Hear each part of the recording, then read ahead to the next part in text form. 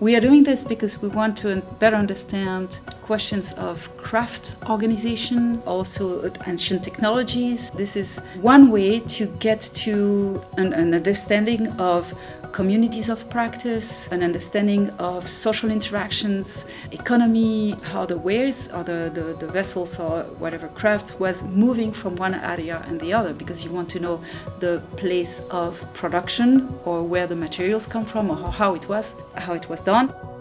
My name is Isabelle Druc. I'm an archaeologist specialized in ceramic analysis of ancient ceramics.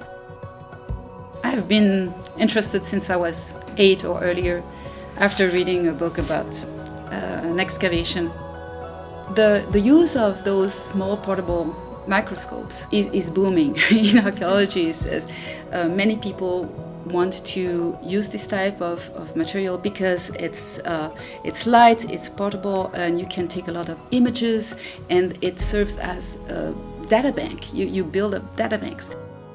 Every material is different because I use it for ceramic, but you can use it for textile, you can use it for bone, for fiber, for use wear analysis. It was necessary to just have a small introduction to be able to identify those minerals. But this is a beginning of preliminary analysis for ceramics, and it's extremely useful for archaeologists to be able to make groups of ceramics that have similar compositions based on what you can see with a microscope, with reflective light, and then you can choose out of that the best sample that would be sent for further analysis. In that sense, the use of a microscope, petrography microscope, is going to help a lot. You can also do some chemical analysis, and the Dino-Lite helps to look at technology and how the ancient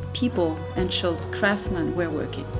I think we are still seeing, and we will still see continue to see discoveries thanks to new technologies. You have ground penetrating radar, you have the new microscopes, you have new portable X-ray fluorescence devices. So all of these new technology is really helping, and it's improving all the time. So with the knowledge that we already have and building upon that knowledge and integrating, and it's a question of integrating different disciplines and different techniques, we are getting to new discoveries and are rediscovering things. Microscope is absolutely fabulous for a young person. Don't be afraid of science, and enjoy it. Read as much possible, travel, learn languages. So don't be afraid, just go.